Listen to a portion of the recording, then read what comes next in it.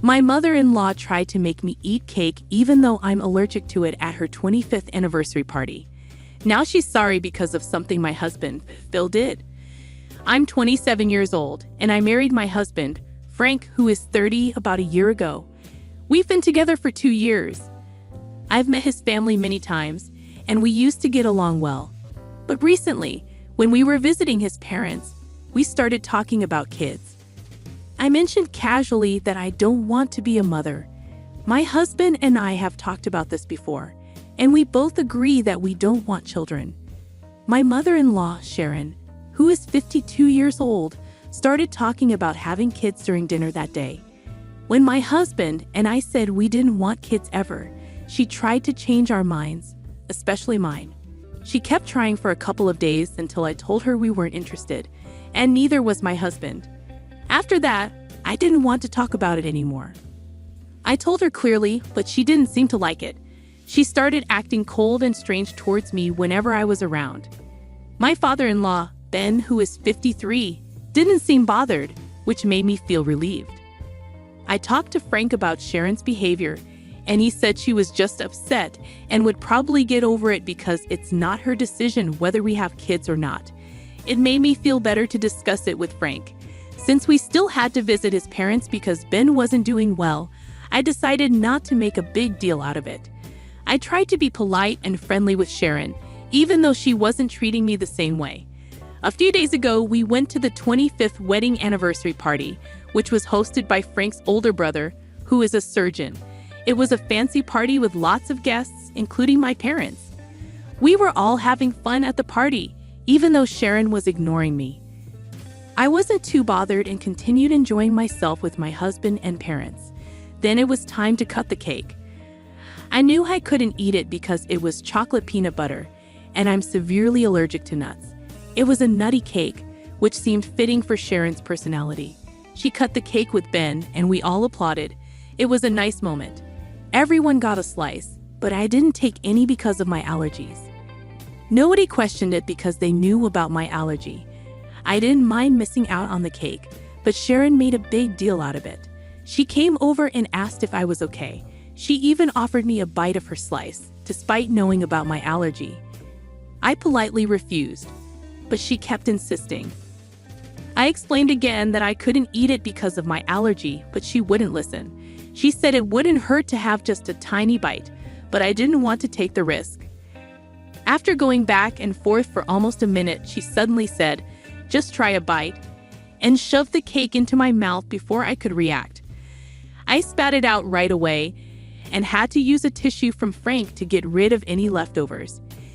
It was gross, and I was still sputtering as I rinsed my mouth while Frank scolded his mother. After about 30 seconds, I calmed down enough to talk to Sharon. I told her off, saying what she did was crazy, and I wasn't coming back because something was seriously wrong with her. I reminded her that just because I didn't want kids didn't give her the right to treat me badly. It didn't matter what she thought about me having children. What mattered was my and Frank's decision. Trying to make me have an allergic reaction just because I didn't want kids was totally crazy. I knew her actions were really about control, and I wanted her to know I wasn't afraid of her. She tried to defend herself, saying she didn't realize my allergies were so serious. That was a complete lie, and she knew it. We'd known each other for almost 3 years, and she'd cooked for me many times. She was well aware of my nut allergy, so her claim of not knowing was absurd. I told her straight out that I didn't believe her and called her a liar. She lost her temper and accused me of lying about my allergies and about my husband not wanting kids. She insisted he wouldn't deny her the joy of being a grandma. She even went as far as to suggest I was faking my allergies for attention and that I might be infertile, which pushed me over the edge. I grabbed some cake from Frank's plate and smashed it in her face, asking her how she liked it. Then I stormed out, not waiting for anyone. Frank, my parents, and I left together. The car ride back home was silent. We dropped my parents off and returned home without speaking for about an hour. I think Frank waited for me to calm down before talking to me. In the evening, he made us some coffee, and we finally sat together in the living room to talk about what happened at the party. I started by saying sorry, even though I knew I wasn't at fault. I felt embarrassed for losing my cool. Frank reassured me that it was okay because he knew I wasn't to blame.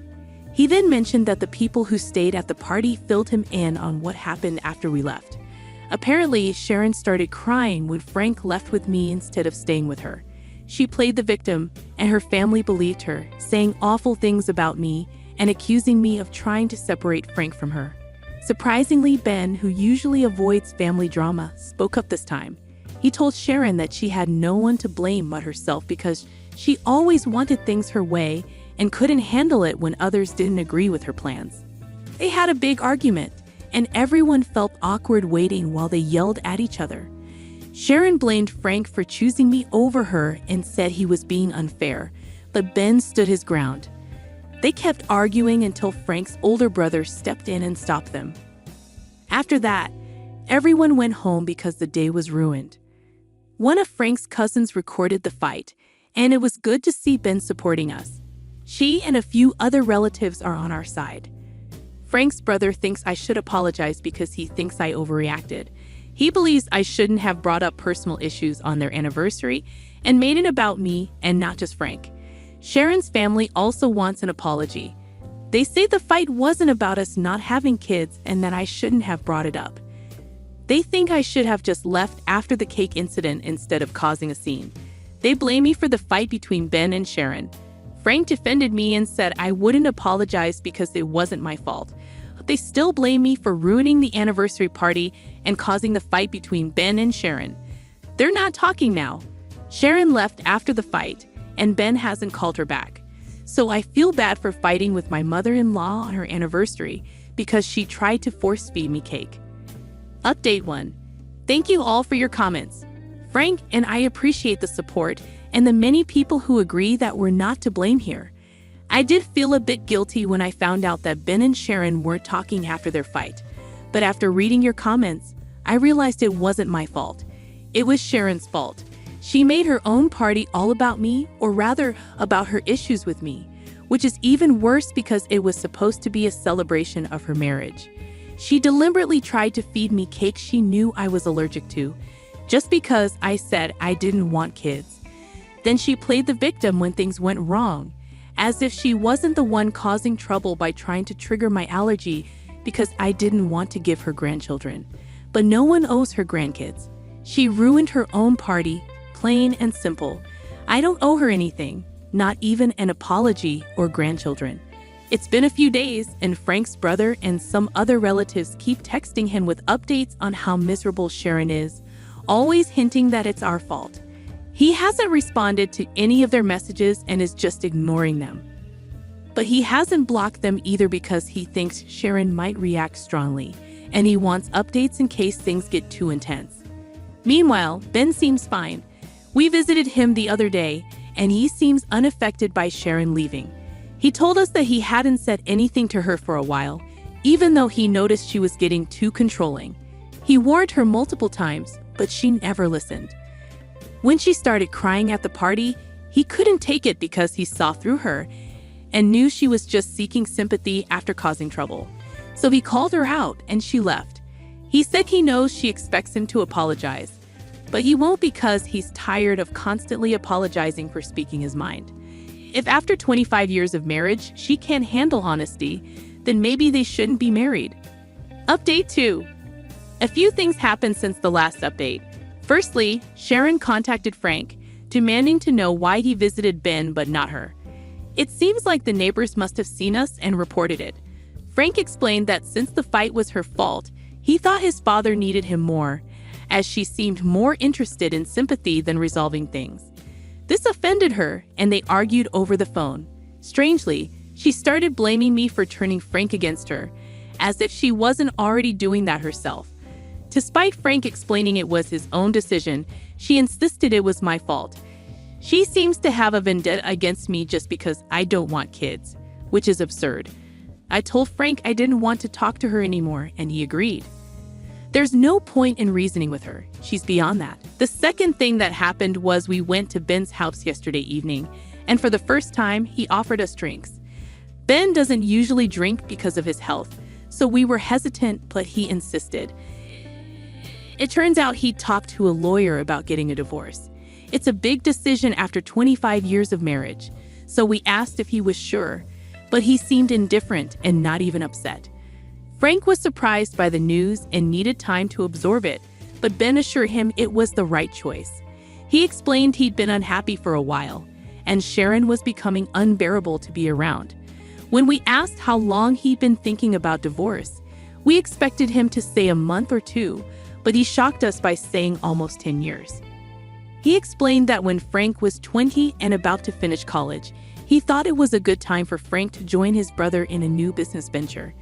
They had discussed it for a while, but Ben couldn't commit due to his family and financial responsibilities.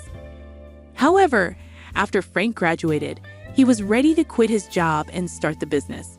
But Sharon thought it was a bad idea and convinced him to back down.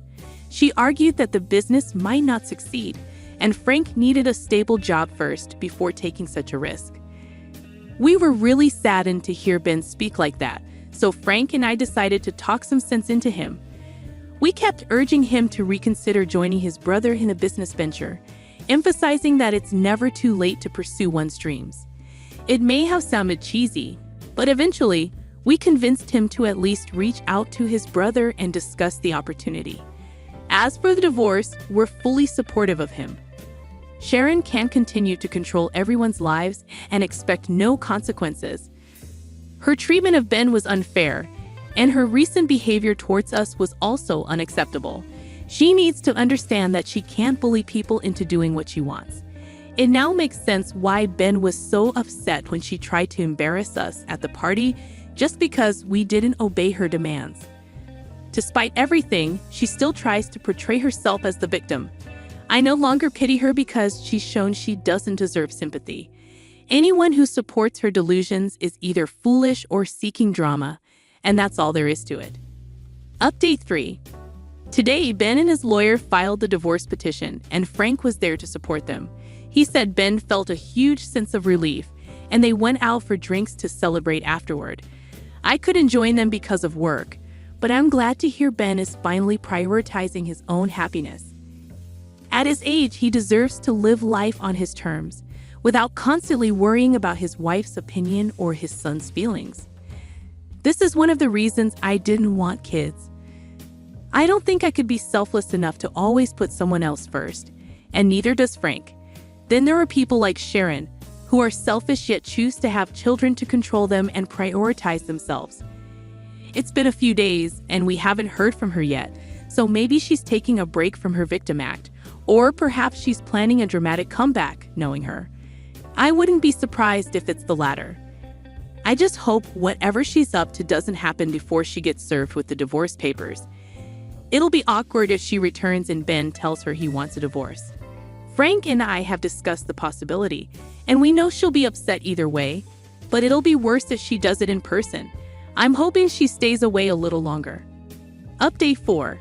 So Sharon got served with divorce papers a few days ago, and predictably, she had a meltdown. Surprisingly, though, she didn't direct her anger at Ben. It was aimed at me. I never expected her to involve me in their marital issues, but she went online and made a post claiming that I manipulated Ben into leaving her and that we were all celebrating because I had won and she had lost. I never saw it as a competition, so her perspective is unsettling. She didn't even talk to Frank or Ben before making the post. Instead, she accused me of ruining her life by turning her loved ones against her. It's strange considering she's much older than me and is technically my mother-in-law. She even expressed disappointment in Frank and Ben for supposedly falling for my manipulation and deception. It's bizarre how everything in Sharon's life seems to center around me now, which is honestly pretty creepy. Frank and I have both blocked her, but her relatives keep texting me, calling me evil. It's sad because they think it bothers me, but it actually just makes me chuckle at how foolish they're being. Even if I were some kind of master manipulator, I couldn't force someone to leave their spouse unless they truly wanted to. It seems like they're forgetting that and just want to paint me as the villain. Ben has apologized for their behavior, even though he has no reason to apologize to me. It's all Sharon's doing. But I appreciate his kindness, especially since it's rare in Frank's family.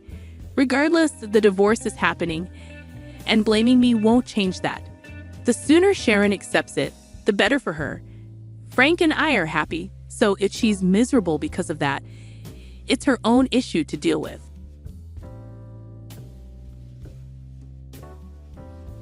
Hey everyone, I'm Camila, and I want to tell you about my life. I grew up without a lot of money, but my husband Jackson had a totally different childhood. His family was rich, and he even started his own successful business. I have a good job too, but I still feel connected to my middle-class background. The only problem is my mother-in-law Addison. Dealing with Addison was like trying to navigate through a storm. But Jackson's dad, Grayson, was great. Addison, though, enjoyed putting me down and making me feel small about my family's money situation. She criticized us in private and even in public. Jackson always had my back, but Addison's insults never stopped. It got so bad that I thought about leaving Jackson because I didn't want to deal with his family anymore. But Jackson's love and support kept me going. He was amazing, unlike his mom. With time, I got better at handling Addison's behavior. So when she showed up with a flashy wedding dress right after we booked the venue, it didn't surprise me. She proudly showed off the dress, asking us what we thought. Isn't it amazing?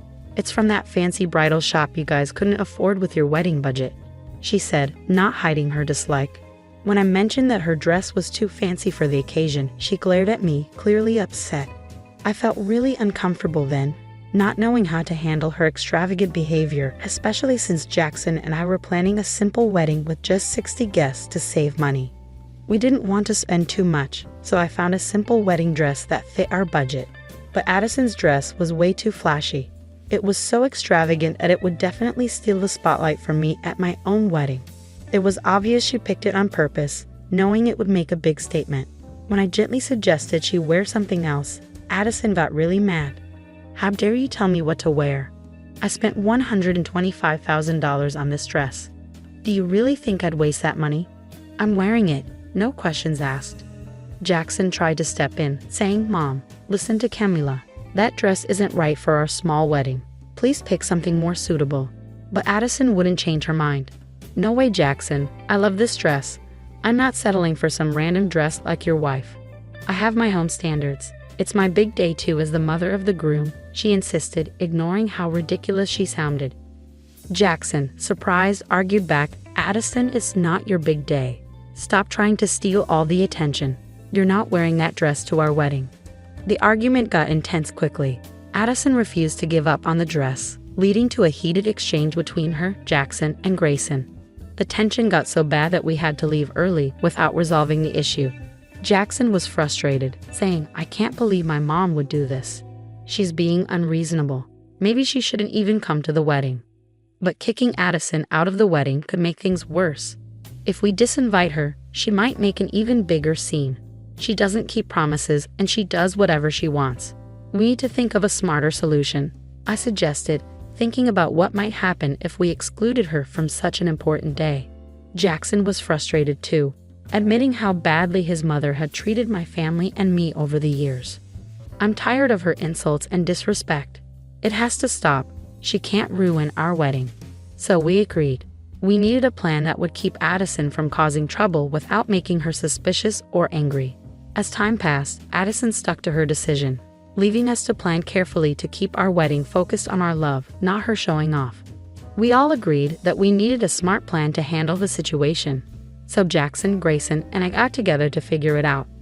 We were tired of her disruptions and all wanted to make sure she didn't take over our wedding.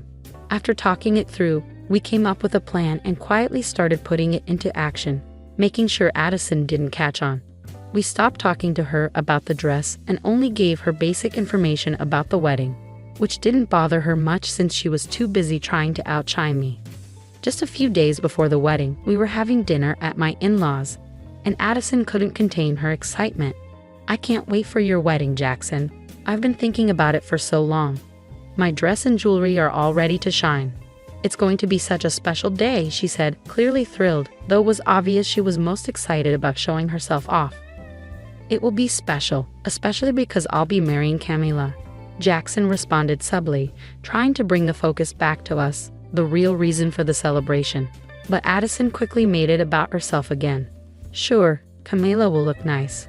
But next to me in my expensive dress, I doubt it. I spent a lot to make sure I stand out. Hearing this, I couldn't help but admire Addison's boldness, insisting she was better and planning to steal the spotlight from the bride on her big day. Jackson complimented Addison's dress to keep things calm, while I silently appreciated his support, squeezing his hand under the table. Grayson, always the wise and calming presence, played a crucial role in our plan. He gently teased Addison, pointing out how strange it was for her to make such big plans for a wedding that wasn't hers. "Addison, you're really going all out for a wedding that's not even yours. Shouldn't we focus on the couple getting married?" His remarks subtly reminded everyone of the real reason for the celebration, steering the conversation away from Addison's self-centered plans without causing more trouble. This clever move was an important part of our strategy to handle the situation gracefully, making sure the wedding stayed a happy occasion for us and our guests, not just a platform for Addison's ego. As the wedding drew near, Addison insisted on having only the best makeup artist for herself. "For my son's big day, I need top-notch treatment. After all, I'm the mother of the groom," she declared.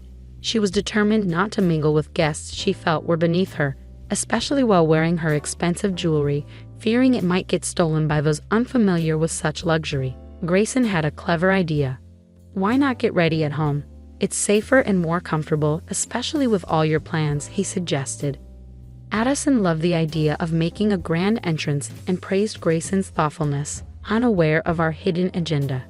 Grayson exchanged a knowing look with us, showing that our plan was going smoothly. Caught up in her own excitement, Addison didn't realize she was falling into our trap. The thought of her surprise on the wedding day brought quiet satisfaction to Jackson and me.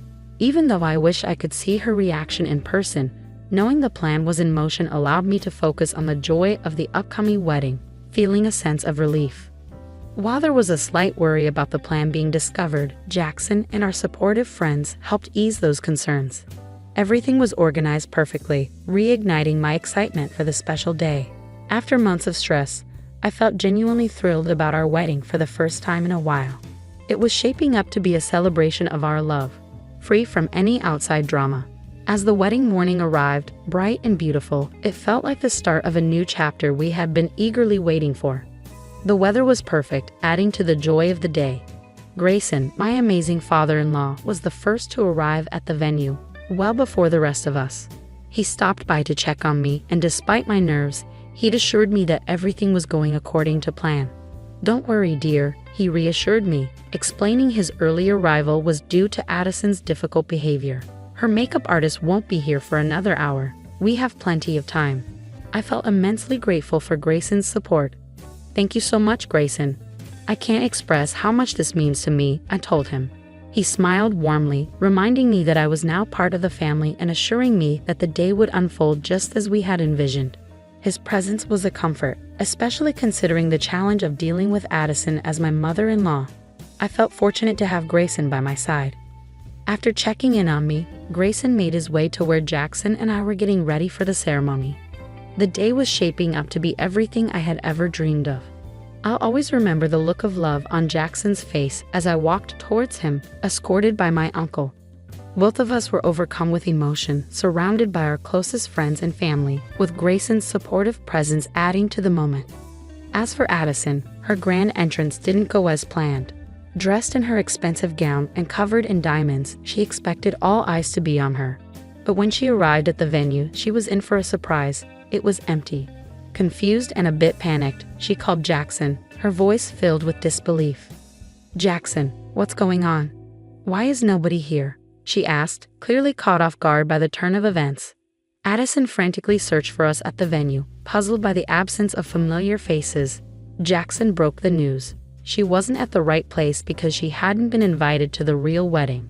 Her confusion quickly turned to disbelief, eliciting laughter and amusement from our side.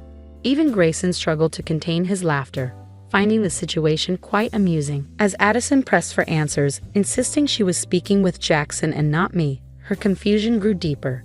Jackson calmly explained that although the venue she was at had been booked initially, we had chosen a different location for our ceremony.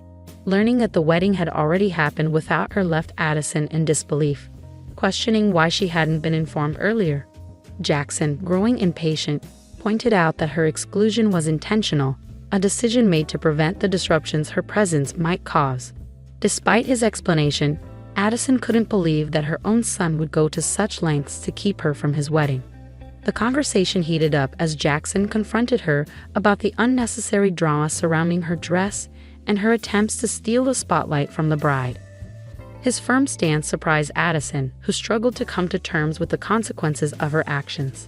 Jackson's firm assertion that the day belonged to him and his wife, not to his mother, marked a clear end to the dispute, highlighting the significance of the occasion for the couple over any individual's desire for attention.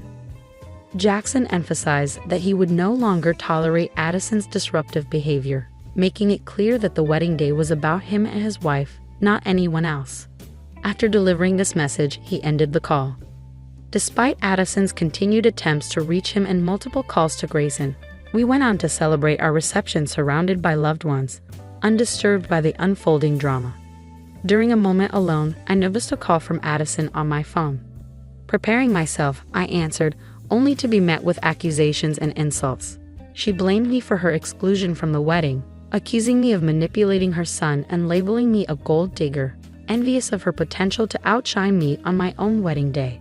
I calmly refuted her claims with facts, explaining that Jackson makes his own decisions based on what he believes is right, and his choice to exclude her was his own, though I did not try to influence him.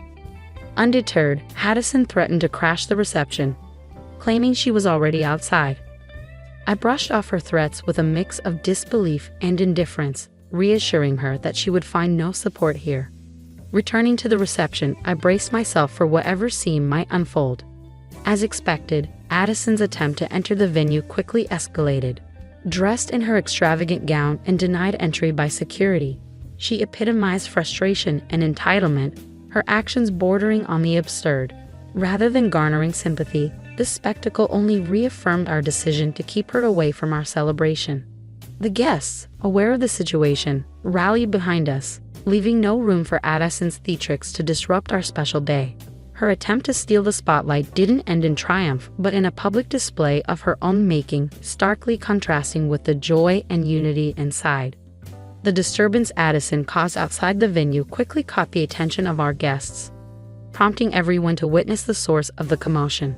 When Jackson came across his mother causing a scene, his frustration reached its peak. He confronted her, dismayed by her refusal to respect his wishes and her insistence on blaming his wife. "Mom, what are you doing here? I clearly told you that you weren't invited. Why can't you understand that?" Jackson's patience wore thin as Addison played the victim, accusing him of being manipulated by his wife, whom she labeled as jealous. "Mom, listen to yourself. My wife isn't the problem here. It's you, trying to overshadow her with that extravagant dress and jewelry. You knew she had a modest budget. Your actions were meant to belittle her," Jackson argued, hoping to make her realize the selfishness of her behavior. Addison, seeking support, turned to Grayson, hoping he would defend her actions. But Grayson, equally shocked by her behavior, stood by Jackson. "That dress isn't just any dress, Addison. It's practically a wedding gown. How can you not see how inappropriate your actions are? Look around, no one agrees with you," Grayson pointed out, his disappointment clear. Addison's attempt to justify her choice by insulting Camila's family and guests only made the situation worse. "They don't get it because they're from a different background," she argued, clinging to her misguided beliefs about maintaining her supposed class. But Grayson had had enough. "That's it, Addison.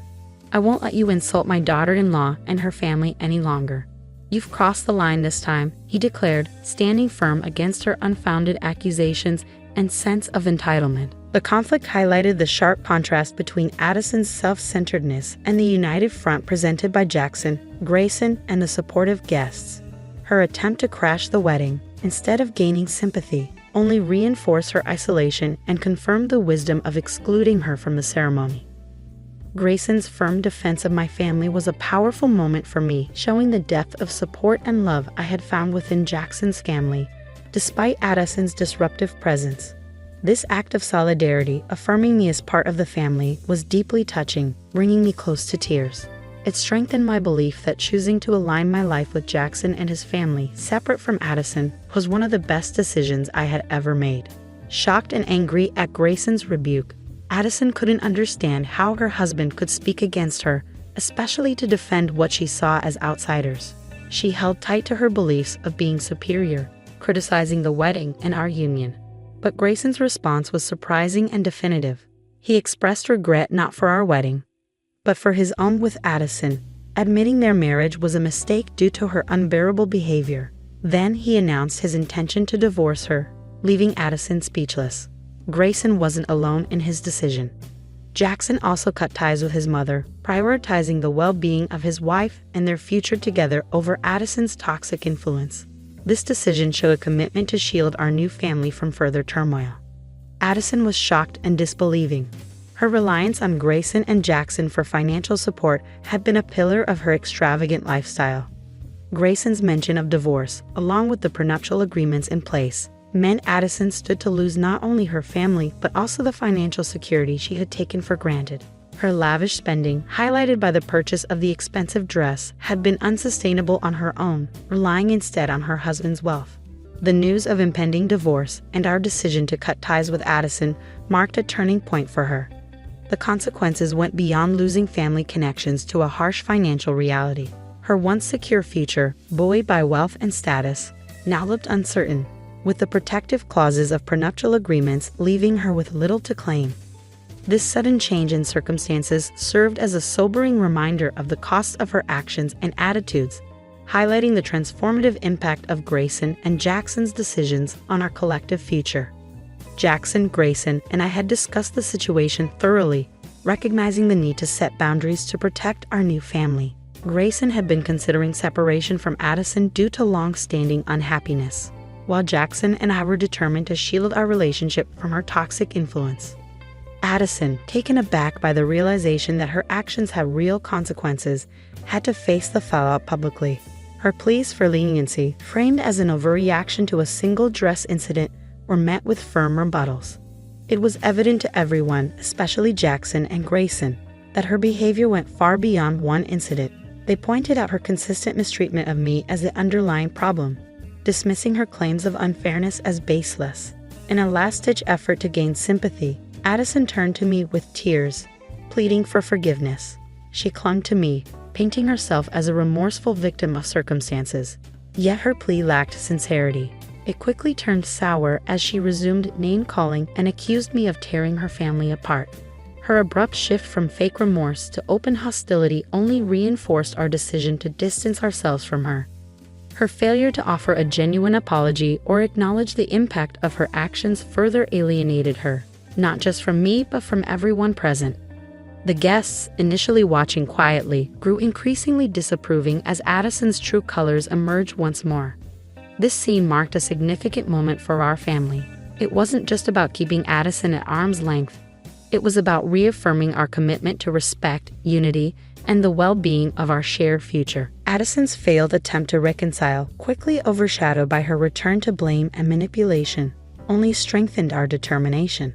The way forward was evident, marked by a united stance against toxicity and a shared commitment to nurturing a supportive and loving environment free from past grievances. Jackson acted swiftly. Without allowing Addison a chance to argue, he instructed security to escort her out. Meanwhile, both sides of the family and our friends openly criticized her behavior. It was a moment of validation as we watched her being escorted away, allowing us to resume our celebration surrounded by genuine supporters. The very next day, Grayson took decisive action. He returned home only to inform Addison to leave their shared residence and had his lawyers serve her with divorce papers. Her attempts to sway Grayson with tears, screams, and threats in front of the lawyer were futile. When she attempted to approach us, seeking an ally or a way to disrupt our peace, we made a conscious choice not to engage, safeguarding our new life together from her drama. Our phones and social media became Addison-free zones, eliminating any avenue for her to reach out. As for Addison's outcome, it was swift and fair. The divorce left her in financial hardship, her attempts at manipulation proving futile. Her pleas for help went unanswered, forcing her to face the consequences of her actions alone. Eventually, she returned to her hometown, hoping to rebuild her life and reputation, seeking employment and a fresh start. These developments brought us profound relief and closure. With Addison's turbulent influence no longer present, our lives thrived. We hope she finds a path forward that keeps her away from us, allowing us to move on from this chapter without further discord.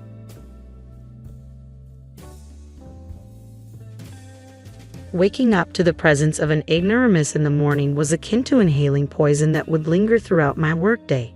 Each sunrise brought with it the burden of enduring the condescension of an elite chief, a product of some lofty institution of higher learning. On a particular day, my tolerance reached its breaking point. "Perhaps you should escalate your grievances to our superiors," she taunted. "After all, I belong to the cream of society. Nobody will heed the complaints of a dropout like you." Her smugness was palpable, but a single encounter with the passing company president swiftly altered her demeanor. "Good day, I'm Daniel Smith," he introduced himself. "I landed a sales position at this company's branch straight out of high school. My father's motorcycle accident left him incapacitated, rendering him unable to provide for our family. So I opted to forgo college and joined the workforce to support them, thanks to a referral from my father."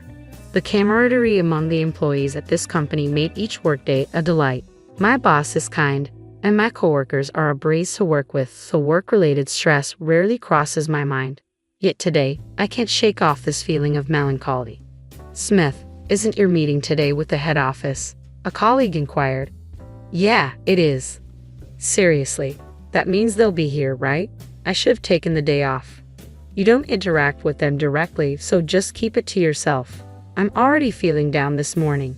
Before my colleague could continue, they abruptly changed the topic. "Why was nobody at the entrance to greet me? I was expected, and this is how they welcome me," they grumbled. "Forget it, let's just get to work," they muttered, then hurried away. "Remember that backstabber?" a disgruntled voice, now left with me, seethed. "This place is full of ingrates. It's infuriating that I have to bend over backward just to communicate with them. I sincerely apologize. I didn't anticipate your early arrival." She's Manager Jones, frequently commuting from headquarters for meetings and such. With a degree from a prestigious university, she was recruited as a seasoned executive candidate. Unfortunately, her demeanor often veered into arrogance, belittling employees at the subsidiaries. "They're all just typical uneducated incompetents," she'd sneer, making me look like a fool. "Let's just get this over with. Could you kindly wait a bit longer for another key person to join us? They're en route." "What? You expect me to wait?" My role is to hit the ground running upon arrival from headquarters. This incompetence is beyond belief. I deeply apologize.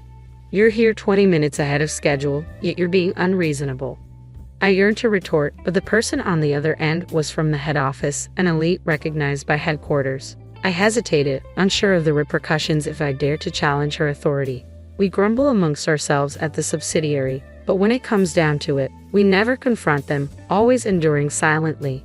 As I carried on with my usual routine, driving to work one morning, I noticed an elderly lady in distress crouched in the middle of the road. It was clearly an emergency, but those around me either avoided involvement or didn't know how to react, feigning ignorance as they passed her by. "Are you all right, ma'am?" I rushed to her side, but she couldn't respond. Her breathing was labored, and she struggled to speak. "I'm calling an ambulance right away," I announced, swiftly dialing 911. Once the ambulance arrived, we all accompanied the elderly lady to the hospital. "It's all right for you to head home," the nurse reassured us. "We'll take care of her until her family arrives." Having already informed the company of my tardiness and concern for the grandmother's well-being, I opted to stay until her family showed up. Thankfully, her condition wasn't critical, and she was discharged after a few days. We breathed a collective sigh of relief.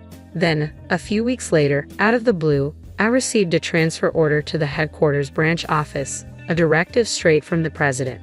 Contemplating the move, a colleague offered their perspective. "It's a testament to your hard work being recognized. Embrace it and give it your all." Encouraged by their words, I resolved to accept the transfer. My first day at headquarters proved to be quite the whirlwind.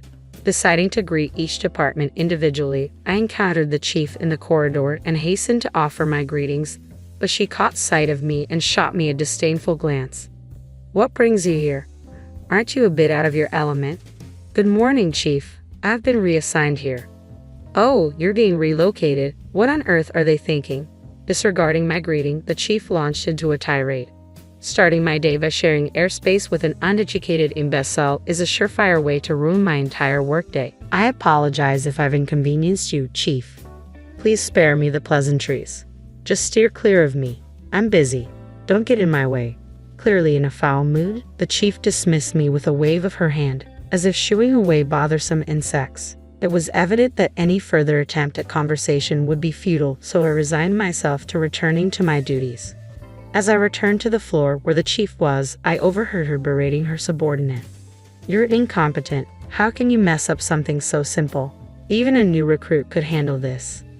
"I apologize, colleague." The employee, visibly distraught over her mistake, clenched her fists, lowered her head, and endured the scolding.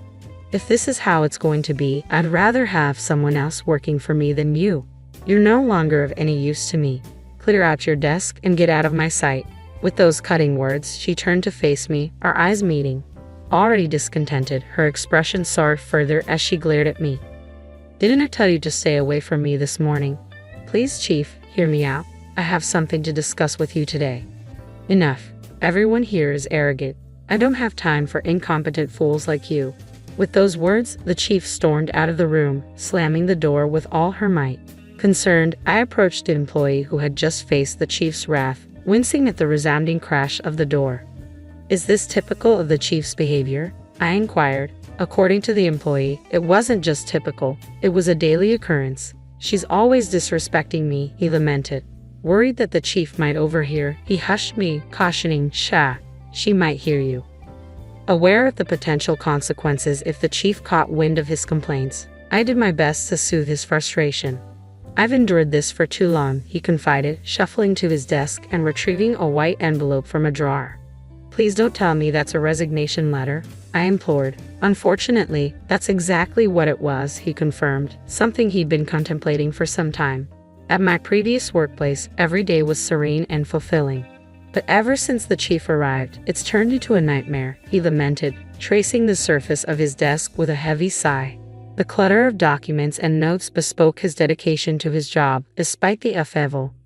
"I understand your frustration. It's disheartening to see your hard work undermined by just one person, the chief. I sympathize. You've poured your heart into this job, longer than she's been here, and you've excelled." But his frustration hung palpably in the air, with no outlet in sight.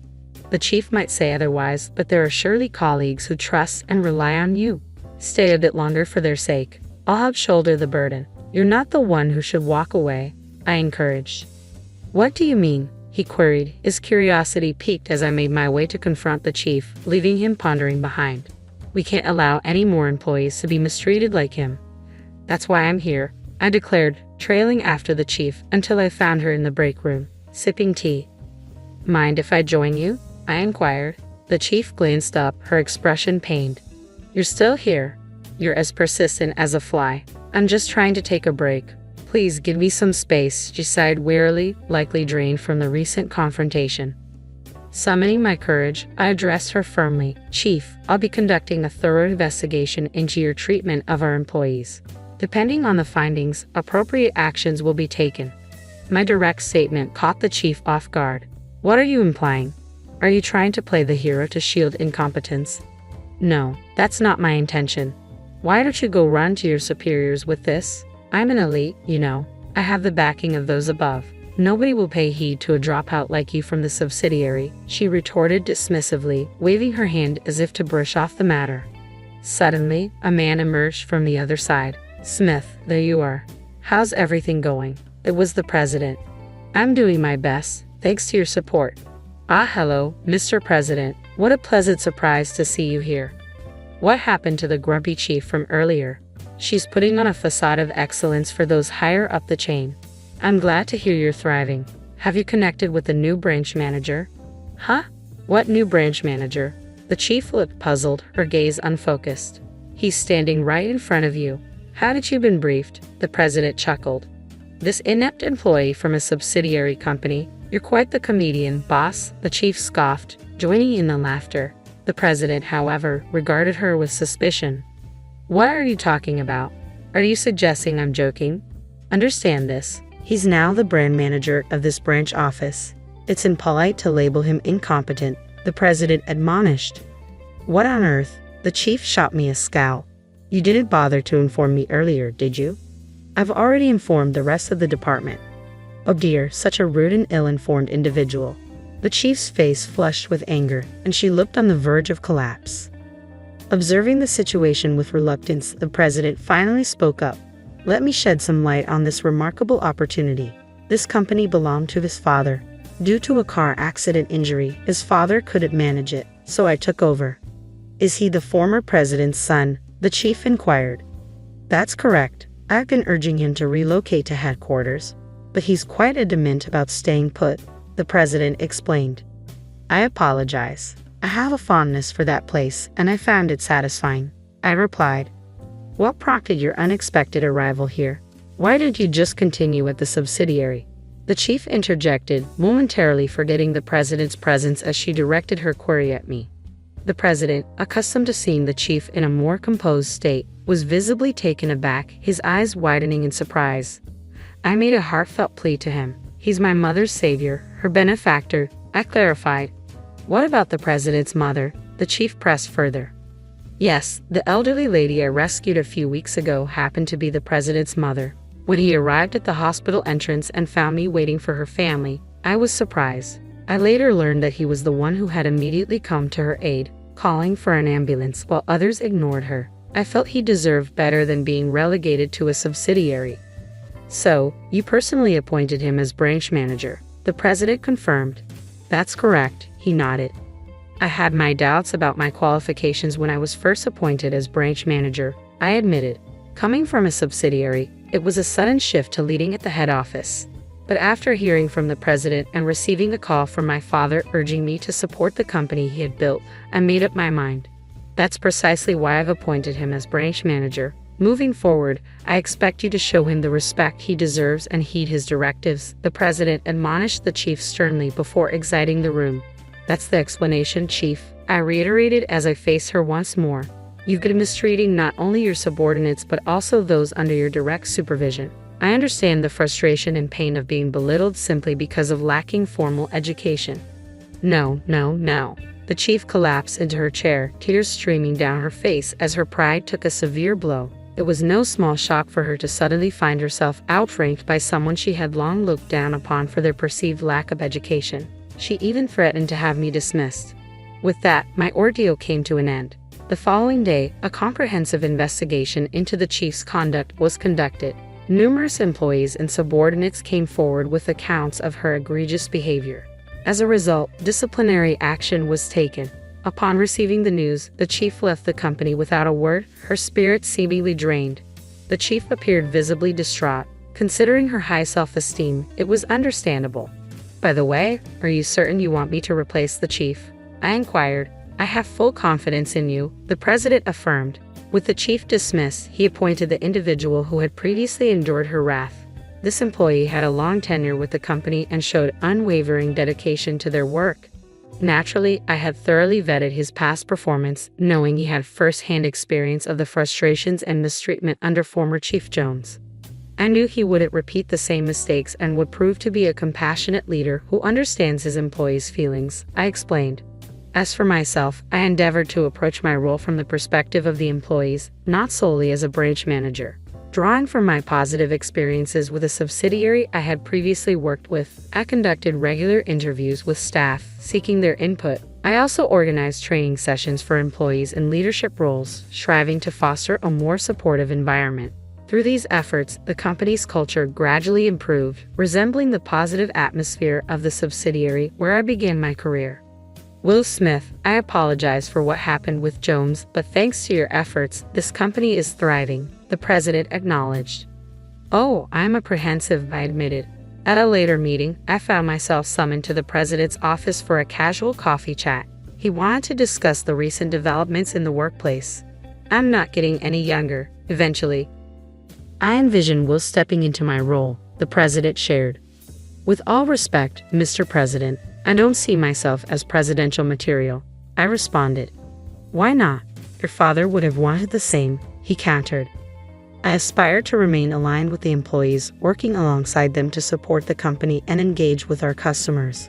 Once in the president's seat, that connection may become strained, I explained. The president frowned at my words before abruptly excusing himself. You have a unique sense of humor. Most would leap at the opportunity, he remarked upon his departure. Am I considered eccentric? I wondered aloud. No, it's refreshing. It's exactly the kind of mindset we need in a smith, he assured, giving my shoulder a firm tap. You have a meeting coming up, don't you? Get back to work.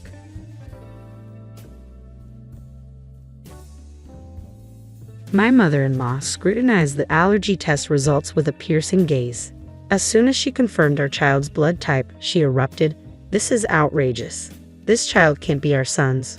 We all share the same blood type." She crumpled the test results in a fit of rage and hurled them to the floor. I had my suspicions ever since you announced your pregnancy. You tricked our son into this. Calmly, I picked up the crumpled paper from the floor and examined it. Then I looked up and said, "Yes, mother-in-law, he's not your son's child. My name is Kay Forrester, 34 years old. I live with my husband, Jake, in a rented apartment in New York. Our relationship began as a workplace romance, and despite his busy schedule, Jake is a kind husband who actively helps with household chores. Even today, when I came home, Jake had washed the frying pan and dishes from breakfast. Welcome back. Try not to push yourself too hard with the overtime. You won't be able to handle it, okay?" he said.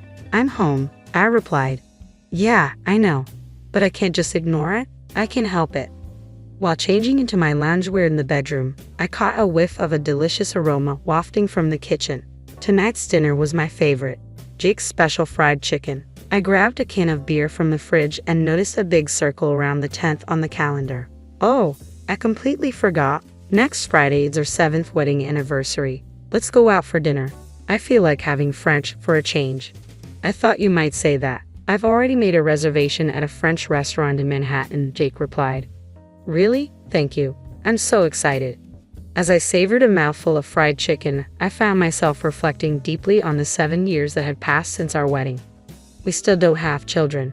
I had always thought that pregnancy would naturally follow marriage, but even after 1 year, 2 years, it didn't happen. My sister, who married 4 years after me, now has 2 kids, and my friends seem to be getting pregnant one after another. In the early years, I wasn't desperate and could genuinely celebrate the pregnancy announcements of those close to me.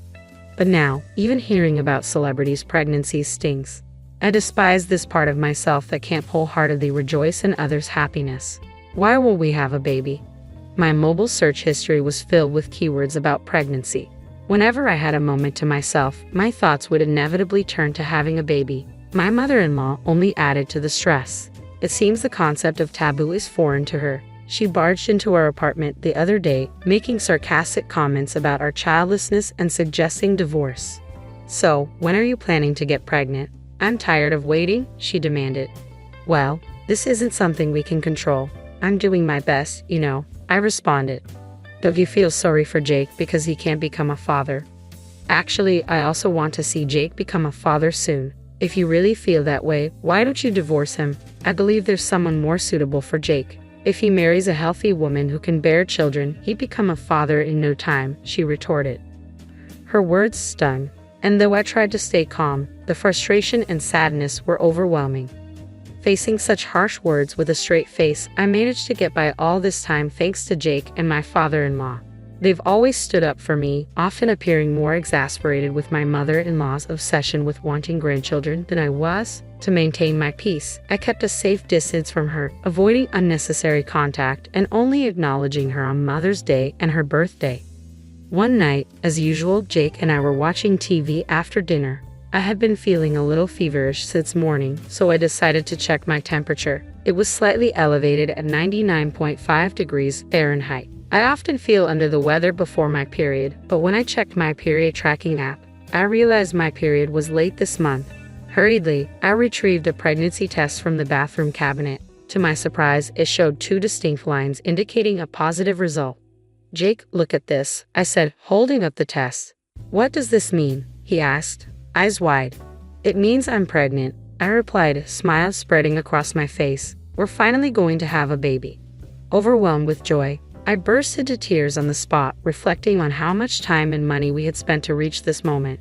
After verifying the pregnancy test result multiple times, Jake hugged me tightly.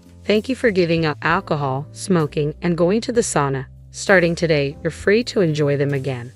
Nah, compared to the effort you've put in, my sacrifices are nothing. I'll hold off on the drinks until after you've safely given birth. I'm already looking forward to that celebratory drink, Jake replied with a smile. A few days later, we visited the gynecologist, where the pregnancy was confirmed.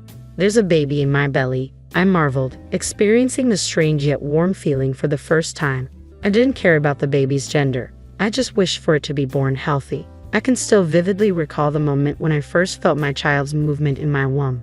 Every day, Jake would touch my belly and talk to our baby. Hey, it's Daddy. Can't wait to meet you. Hey, no, it's too early for you to be born. I'd remind him playfully. Right, my bad. You need to stay in the belly a little longer, he'd respond, laughing. Now, as I enter my 8th month of pregnancy, I feel a mixture of anticipation and excitement. I started my maternity leave and settled into a leisurely routine. One day, while watching a movie with Jake at home, I felt a sudden, rapid soaking sensation accompanied by a popping sound. I instantly realized my water had broken. I called the general hospital where I was scheduled to give birth, and they instructed us to come in immediately. We rushed there by taxi, my excitement outweighing any nervousness. I was finally about to meet my child. Upon arriving at the hospital, labor pains began, marking the start of a long and arduous process. Hours passed without the baby descending, and I reached my physical and mental limits. My screams echoed through the hospital. I can't do this anymore. It hurts. It hurts. 15 minutes later, our baby finally arrived. You did well, Jake said, tears streaming down his face as he patted my head. He's adorable, our baby. The newborn baby was so tiny and fragile that I felt I might break it if I touched it. It was the most precious sight I had ever seen. Just a moment ago, this little one was inside my belly. As I held my baby's tiny, soft finger, a tear rolled down my cheek. I was certain I could do anything for this child. Despite being born prematurely due to my water breaking early and having a low birth weight, our child grew healthily.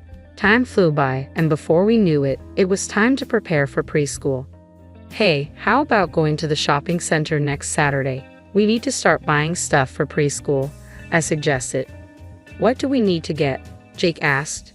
You know, a backpack, water bottle, lunchbox, that sort of stuff, I replied. Don't they serve lunch at the preschool? He inquired. I think it depends on the place, right? Shouldn't we get an allergy test done before starting preschool? Huh? But we'll be packing lunch, right? Yes, but they provide snacks at preschool. Both of us have food allergies, don't we? We need to check if that has been passed on. You're right, it's a concern. Yeah, let's take our child for an allergy test soon.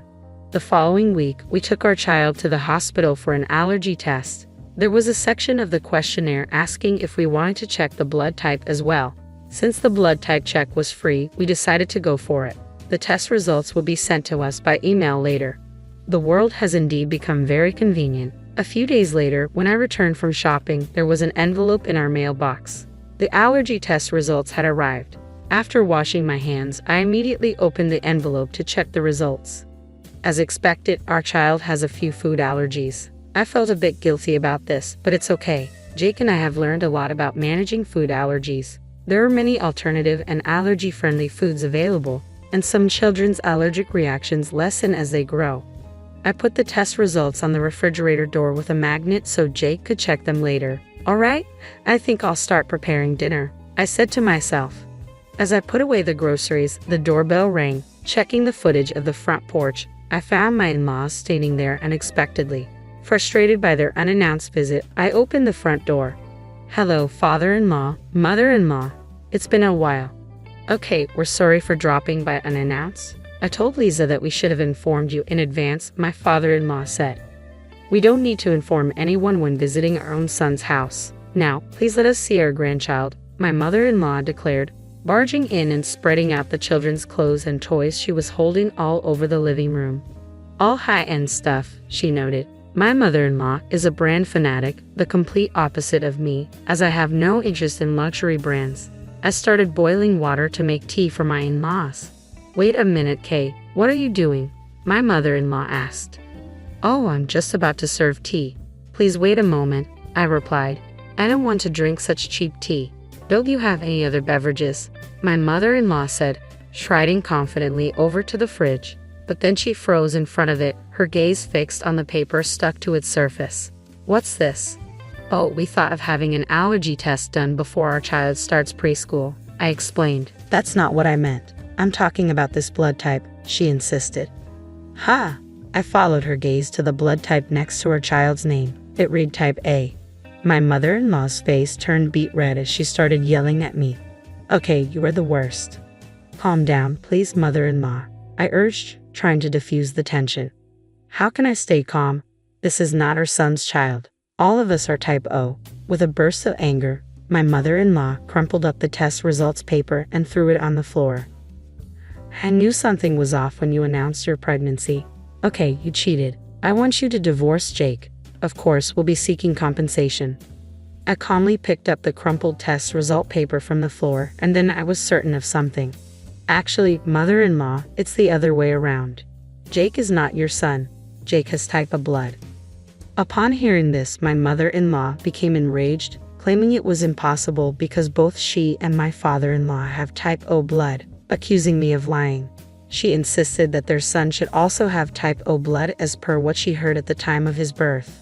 My mother-in-law wasn't aware that a newborn's blood type is not reliable and can change as they grow. "Here's the proof," I said, seizing the moment to show her a piece of paper. It was the results of a blood test that my husband Jake had taken as part of our infertility treatment. His blood type unmistakably was A. Seeing this, my mother-in-law turned pale and silently sat down on a chair. She began to sweat coldly, obviously rattled. My usually quiet father-in-law spoke up. "What does this mean, Lisa? There's a reason behind this." "A reason?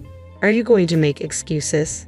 Stop messing around." This was the first time I'd seen my father-in-law explode with such anger. I quickly told my child to go into the other room. Even if they couldn't understand yet, I didn't want them hearing this messy conversation. After a few minutes of tense silence, my mother-in-law, seemingly resigned, started to tell the truth through her tears. It was a revelation that dated back 30 years. Early in their marriage, my father-in-law often embarked on long business trips abroad, a necessity of his job in a trading company. Despite the circumstances, he had no choice but to accept these assignments. Meanwhile, my mother-in-law, feeling isolated after moving away from her hometown and lacking nearby friends, found solace in an affair born of loneliness. Shockingly, that other man was a junior colleague my father-in-law held in high regard. It was a revelation that shattered the illusion of our family's history. Jake, unwittingly at the center of it all, was the child born from the affair between my mother-in-law and her lover. How would Jake react to this bombshell? My worry for him consumed me. Yet to my surprise, Jake seemed oddly unfazed by the news. He never verbalized it, but his calm demeanor suggested he may have known the truth all along, perhaps from the subtle clues that hinted at his non-biological connection to his parents. Since the day the shocking truth was revealed, I haven't crossed paths with my mother-in-law at all. There was one email from her, but I deleted it without a second thought. Later, my father-in-law, understandably outraged by the decades-long deception, presented divorce papers to my mother-in-law. It was a necessary step. With her history of infidelity, my mother-in-law had no grounds to refuse, and the divorce was finalized smoothly. My mother-in-law, who had lived a life of luxury as a stay-at-home wife fully dependent on my father-in-law, now seems to be grappling with the reality of making ends meet. I wonder if she's considering finding employment. I ponder if there's a place where she can start working. Well, it's none of my business. When I think about what my mother-in-law did to my father-in-law and the hurtful words she directed at me, there's no room for sympathy. On the bright side, the relationship between my father-in-law and my husband Jake is still strong. It was all my mother-in-law's doing, and Jake is blameless. Even without a biological tie, after 30 years of raising him, he's truly my son, my father-in-law assured Jake. Despite the divorce from my mother-in-law, my father-in-law continues to show kindness not only to Jake but also to me and our child. He takes us out to eat once a month and even brings back souvenirs from his trips for us. Previously, I used to wake up in the morning dreading what unpleasantness the day would bring. But now, I wake up with anticipation, wondering what wonderful things will happen. My world is beginning to brighten. Another new day unfolds. Today, as I wake up, my husband and child prepare breakfast, pack lunches, and change clothes. There's so much to do. Surrounded by my beloved family, I am genuinely happy.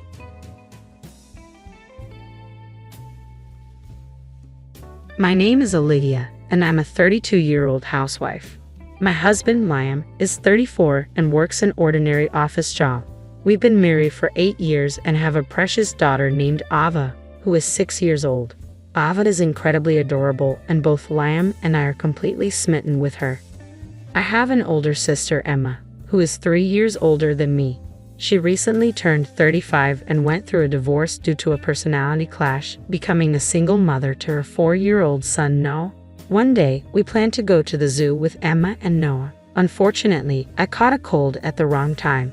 When I tried to cancel the outing, Liam kindly offered to take the day off from work, not wanting to disappoint the kids, even though it meant he and Emma would be alone together with the children. I didn't think anything of it.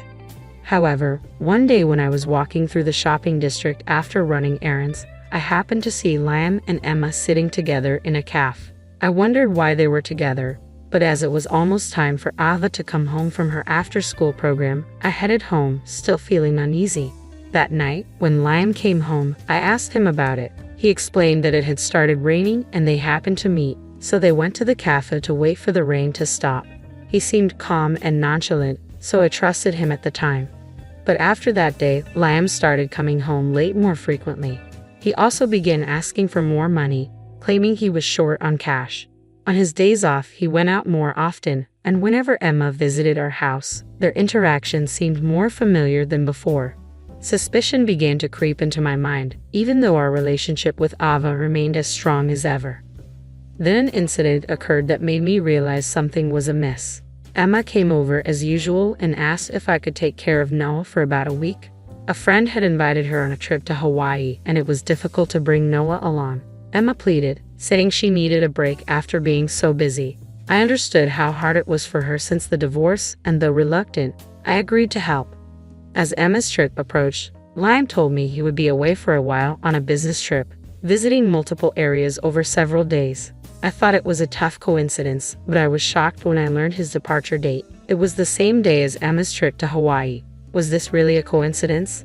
Liam's increasing phone use and secretive behavior made me more suspicious.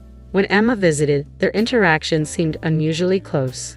On the day of Emma's departure, she arrived early in the morning with Noah. The moment I held Noah's hand and immediately noticed something was off. His hand was unusually hot and his body felt feverish when I lifted him. I didn't need a thermometer to know he had a high fever. Emma, doesn't Noah have a fever? I asked. Yes, he's been running a fever since yesterday. It hasn't gone down yet, she admitted. What? We have to take him to the hospital right away. Surely your son's health should be more important than a trip, I insisted. But then Emma said something outrageous. So I'm counting on you. What? You're leaving your child here while he has a fever? I was incredulous.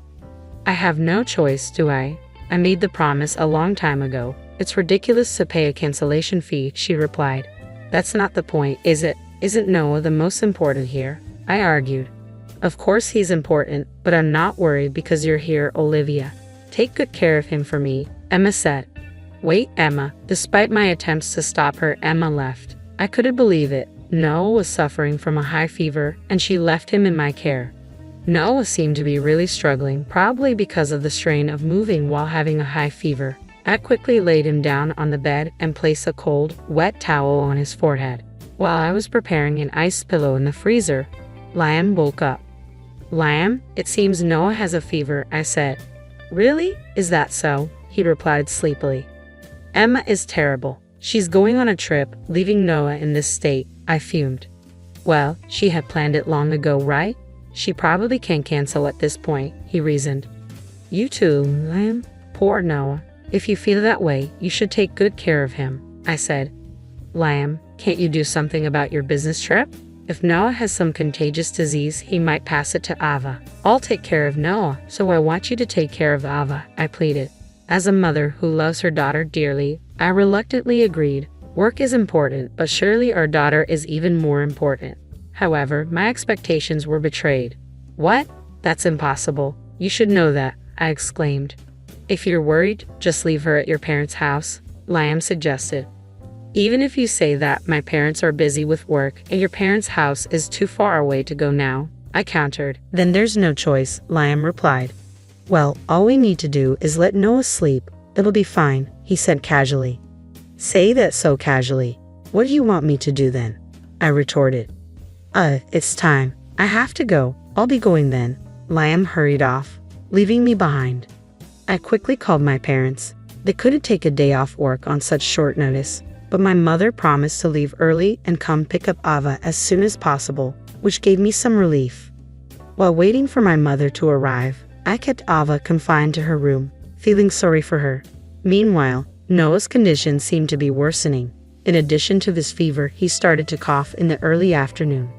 When my mother arrived early from work, I immediately took Noah to the pediatrician. On the way to the hospital, my heart ached seeing Noah suffer even from the car ride. The doctor diagnosed it as a common cold and prescribed an antipyretic, advising me to monitor his condition closely. However, I was warned to call an ambulance without hesitation if his fever rose further or if he became dangerously delirious. I'm sorry, Mom, I whispered to myself, overwhelmed with concern for Noah's well-being. I suddenly had to ask you to take care of Ava. Don't worry about it. More importantly, I'm worried about Noah, my mother assured me over the phone. Noah was as dear to my parents as Ava. After finishing the call with my mother, I felt an urge to call my husband's company. I needed to know the location of his supposed business trip in case of emergencies. The response confirmed my worst fears. He was on paid leave. Looking up at the sky, a bad premonition began to feel real. I opened my husband's laptop, which I had never seen before, and examined his search history. The destination was Hawaii, and all arrangements, plane tickets and hotel reservations, had been made by him. I recognized the name of the hotel. It was where my sister had mentioned staying. My sister and husband in Hawaii at the same hotel at the same time. Such a coincidence was implausible, not even 1 in 10,000. The fact that my husband, who claimed to be on a business trip, was on paid leave in Hawaii was abnormal. Out of curiosity, I checked my sister's social media. There were no new posts, but her recent ones showed her often with someone. The clothing visible in the photos looked all too familiar. What turned my suspicion into certainty was a picture where the person with her wore a watch that I had given my husband, not expensive, but distinct in design. This person, clearly not my husband, appeared in multiple photos with her, wearing the same clothes and watch. The possibility of coincidence was virtually zero. Then I found the conclusive photo in an album labeled Window Shopping. My sister was reflected in a shop window, and at the edge of the photo, unmistakably, was my husband. My sister, elated, had likely posted the photo without realizing he was in the reflection. With trembling hands, I saved all the photos. There was no doubt now. My sister and husband were having an affair. They were together right now, and it felt like everything fell into place. The foundation I had built with my husband was crumbling all at once. I called them repeatedly, but each time an automated voice message played, it seemed they had turned off their phones. Noah's fever still hadn't subsided, and seeing his pained expression, anger began to well up inside me. Despite a young child suffering so much, despite my own tough situation, at this very moment, my sister and husband were likely laughing and enjoying their trip to Hawaii. Could there be a more cruel story than this? Shaking with anger, I tried to think about what to do next, but that would have to wait. First and foremost, I needed to wait for Noah to recover. Yet there was no sign of his fever decreasing. If anything, it seemed to be getting worse. I was shocked when I took his temperature minus 107 degrees. Children are susceptible to high fevers. Ava had once had a fever of 104 degrees, but never this high. Why wasn't the fever reducer working? Noah was completely exhausted, and any movement seemed to cause him pain. Desperate to suppress the panic threatening to overwhelm me, I was just considering calling an ambulance when my smartphone buzzed. "Mommy," Noah murmured weakly, his face contorted in pain, calling out for his mother. "I can't forgive them. I'll never forgive them," I vowed silently, my vision clouding with rage. Just as it seemed my anger would consume me, Noah's condition suddenly took a turn for the worse. A week had passed since then, and despite my sorrow, today was a clear day. I found myself staring blankly at the wide blue sky, tears streaming down my face. I had lost count of how many times I had cried, yet my tears showed no signs of drying up. Ava's hand trembled in mine, and as I lifted her up, I could see my parents also in tears, comforting her. Other family members and friends gathered, all sharing in our grief. Everyone, without exception, was in tears. Suddenly, my smartphone vibrated. I set Ava down and glanced at the display. It was my sister's name. "Hello," I answered hesitantly. "Oh, Olivia, it's been a while. I just got back from Hawaii. I'm at the airport now, and I'm going to pick up Noah next. Thanks for looking after him." My sister's voice came through the line as if from another world. I uttered a phrase as if whispering, "Our dear has gone to heaven." A single tear, which I thought I had under control, spilled over. Unable to comprehend my words, my sister asked back in a bewildered voice over the phone, "Heaven? What are you talking about? That makes no sense." "So our loved one is in heaven while you were enjoying your trip to Hawaii," I said, struggling to contain my emotions. "I don't understand what you're saying," my sister replied, sounding confused. "You'll understand when you get here. The funeral is over, and we're now at the crematorium." "What? The crematorium?" My sister's voice was filled with shock and disbelief, and the phone call abruptly ended. No. My sister rushed out of the taxi, desperation etched on her face. She called out his name and looked around frantically, but Noah wasn't there. "Where is he?" "He's not here." "Of course he isn't," I said softly, pointing in the direction of the crematorium. Though modern crematoriums don't emit smoke like the old ones, there was no mistaking the solemn reality. Someone was being cremated right now. "About Noah, the day you dropped him off, his fever suddenly spiked to 107 degrees Fahrenheit. 107 degrees? My sister's voice faltered. The antipyretic we got from the pediatrician didn't work, and his condition deteriorated rapidly. We called an ambulance in a panic, but no. I couldn't bring myself to finish the sentence. "We're in the middle of a funeral right now," I continued, spreading my arms towards the crematorium. "Hey, what's going on? What happened to Noah? Why are you here?" A man shouted, breaking the silence. It was my husband, shock and disbelief evident in his voice. "It doesn't matter why I'm here. What about Noah?" I retorted sharply. "Of course it matters." My husband's voice was strained, filled with urgency and concern. With nothing left to lose, I faced my husband, ready to confront the truth. I shouted back, "What kind of nerve do you two have to abandon your family and go on a fair trip? Noah was sick with a fever, and despite my plea for help, you ignored us and went on your trip. Are you out of your mind?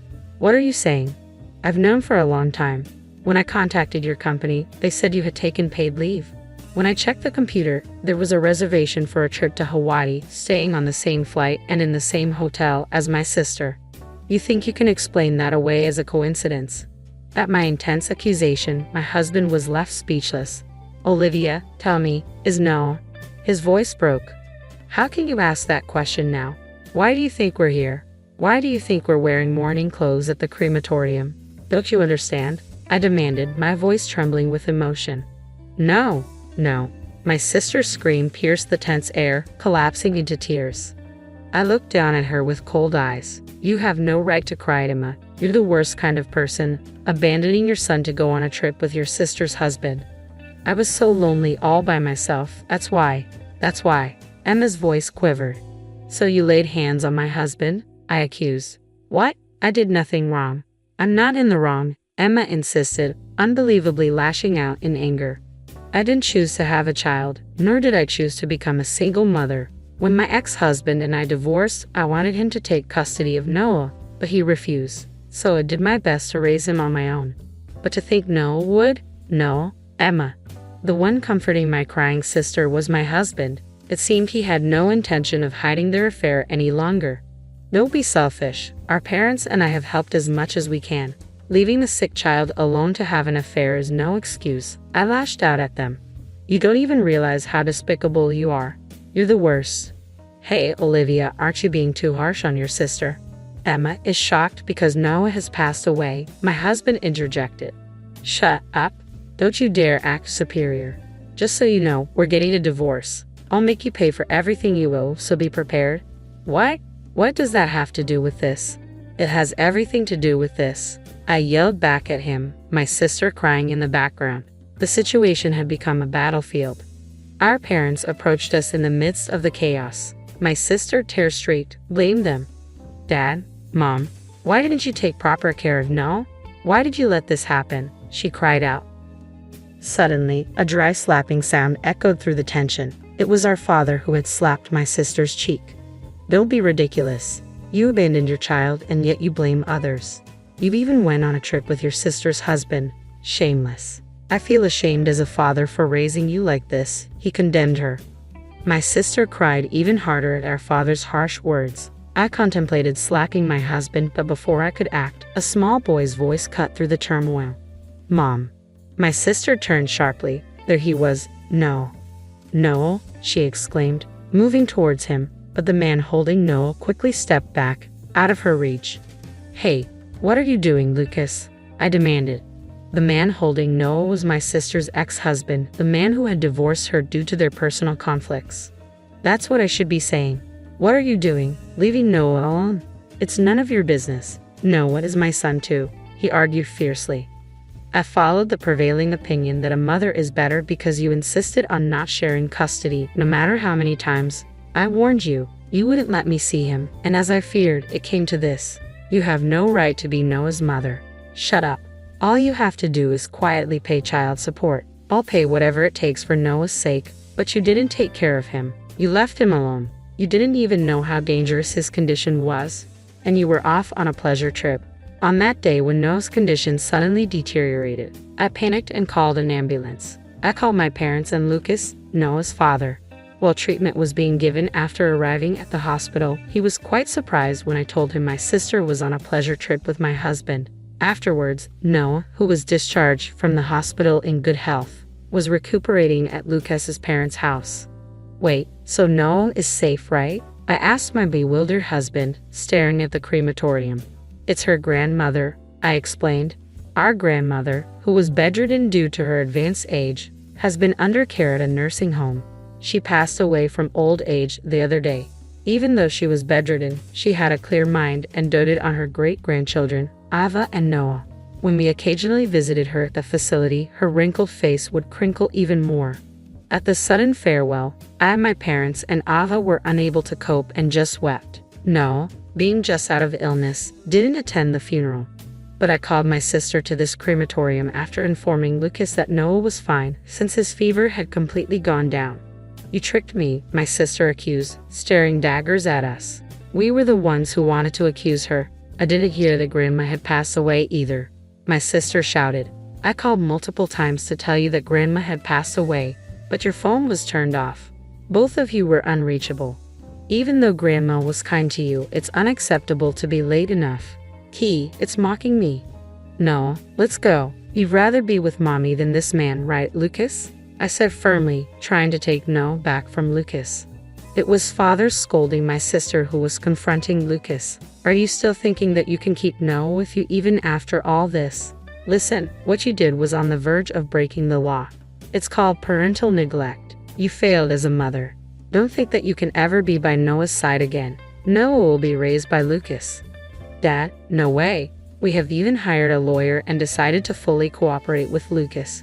You are no longer our daughter. Be prepared for us to cut ties, Mom. My sister's face turned pale at the disavowment from her parents. I stood imposingly in front of my sister and husband. My husband and I are getting a divorce. Why don't you two get along? You should be fine not seeing each of your children.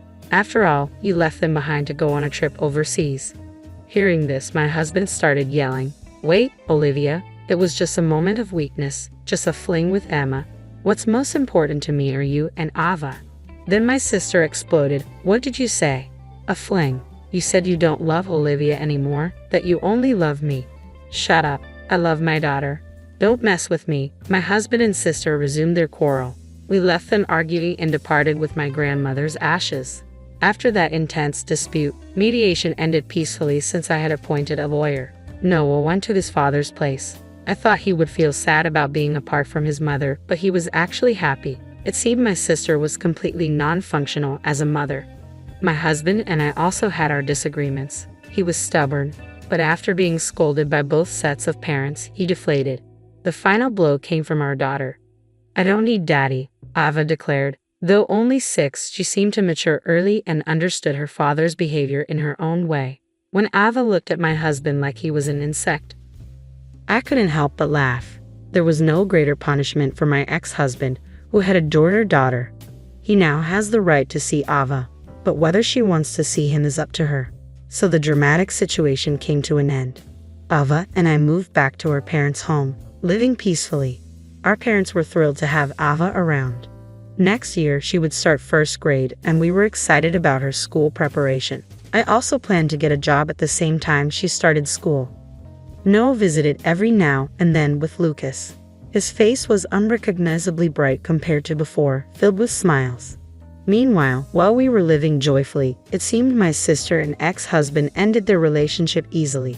Perhaps it truly was just a fling for my ex-husband. Perhaps he was shocked at being disliked by his daughter, so he easily discarded my sister. However, his affair with his wife's sister became known in his company, and he was deemed to have character problems. He was sent to the provinces, making it even harder for him to see Ava. He deserved it. As for my sister, it seemed she lived like a hollow shell for a while, frustrated by being abandoned by everything. Eventually, she disappeared. We filed a missing persons report, but I had a feeling my sister would never be found.